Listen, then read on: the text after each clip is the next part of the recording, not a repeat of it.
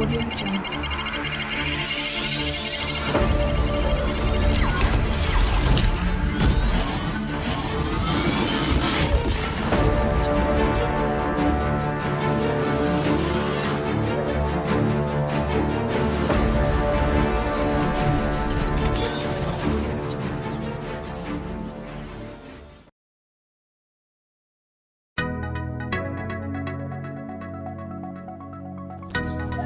So, hi guys. So, nagbabalik.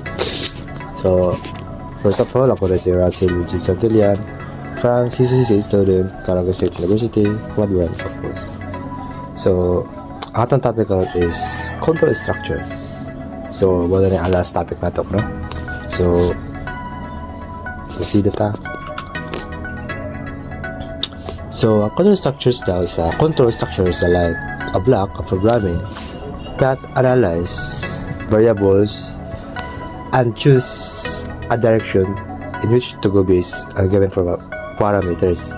Letter flow control details the direction the program takes, which will program control flow. So, nasa flow, no? So, ang control structures na isa siya ka konsepto sa programming na nagkuhan siya, nagtugot kibali siya sa pag-control, no? Sa mga, like, for example, sa code. Na siya yung mga case na pagtugot o para makuhalin mo siya in direct. Pero sa isa ka programa o isa ka program, nakatabang po siya o sulat sa mga efficient nga dynamic. So, for example, sa gingon dire nga which could be given for parameters to term flow control details and direction the program takes. So, no?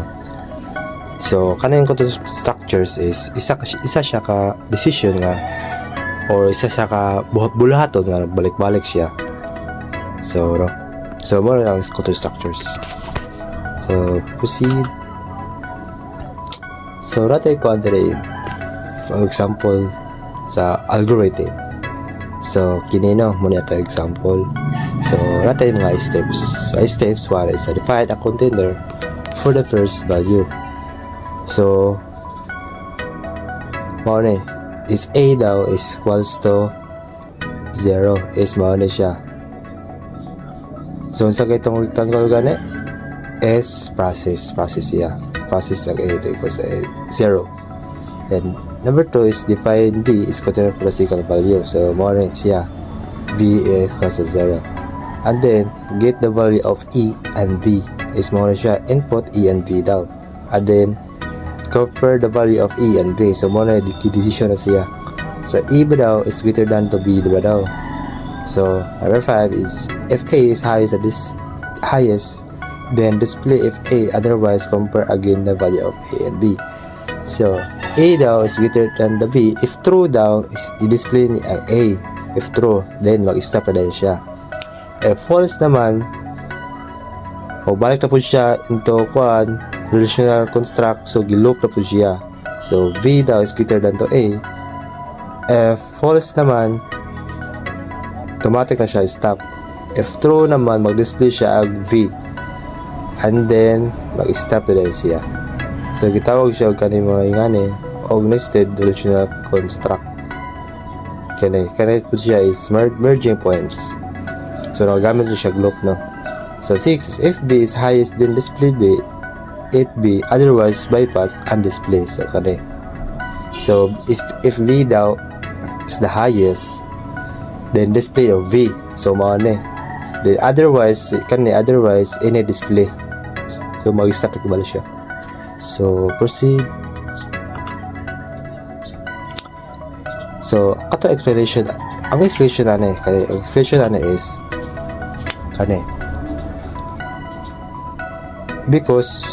because we do not know daw which of the two E or V daw is contains the highest value. So, wala kabalo ang code kung ang E ba or B ang highest. So, we begin our evaluation by comparing the first number carried by A against the value carried by B using the greater than sign. So, nagamit siya greater than sign, no? Para kinsa ang highest. So, if the test will lead us to a yes, then we are sure that A is the highest and so we display its value. So if yes daw, so mo tawag ginukos gay na nga mag-display ang A kung siya ang highest. If no naman daw dire is we cannot presume that B is highest and display its content right away because it might be if equal value and none get the highest. So pag no daw, dili daw to i-presume nga B is highest. So mag-display pa siya or mag-loop pa siya, mag-write pa siya loop para ma-display ko siya nga ang B is highest. So begin our evaluation again, but this time let us initiate on B to evaluate wherever it's carried by B using that of A. So if V daw is found higher than A, so E daw is if B daw is higher daw sa E, mag-display daw ang V if siya ang higher. So assure that evaluation made between E and B, neither E nor V is higher, test is no. So we display nothing because obviously both are equal and right away because hand. So no. So dire, so napakita dire daw is module name dire is napakita dire A ba daw is greater than the B. So dire na kigamit siya loop. Kini loop is ato na i-explain karon. So proceed.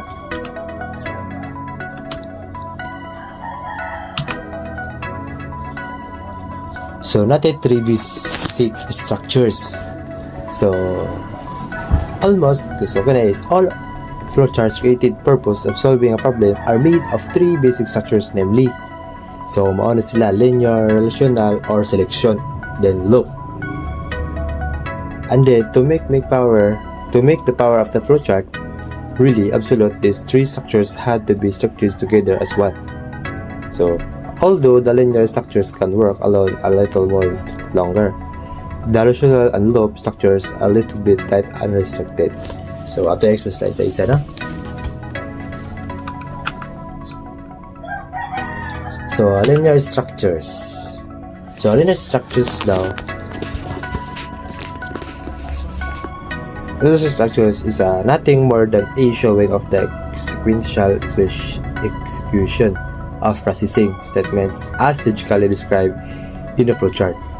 Linear constructs sometimes contain phases that do not require evaluation or branching out controls and therefore can stand efficiently without the others. So napakita dire no nga dili lang isa ka problem nga masolbad. So ang kaduha is maune mag-draw the flowchart into 2 numbers through the keyboard and then display the sum of the screen. So ako na example no sa algorithm na puta. Let us take a step with details with these steps. So one is define the E is container daw for variables for the first value, and define B is a container or variable for the second value. So define the S daw is container or value of the sum. So actually S is the sum daw. Then get the value of E and B and compute the sum by adding the first A and the second number is V value and display the sum of the screen. So mga ang example. So mga ang step 1 is the input ang step 1 is the construct variable nga E to equals to 0. Then V equals to 0, then A is equal to 0. Kaya S is sum. So nagiging din nga these steps tell the computer to create containers E, V, and C and finalize it's to 0. So step 4 is ga-input ako E and V, which is kana E and V is 0 plus siya. So we'll tell computer to get the value for containers E and V from the keyboard. So dili na punta is S or sum equals to E plus B. So i-add sila kibali. So we tell the machine to compute the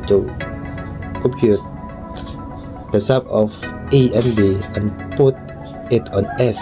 So gi-plus siya. So na siya variable S, then gi-plus E and B. So kani sila gi-add sila duha. And then step 6 is this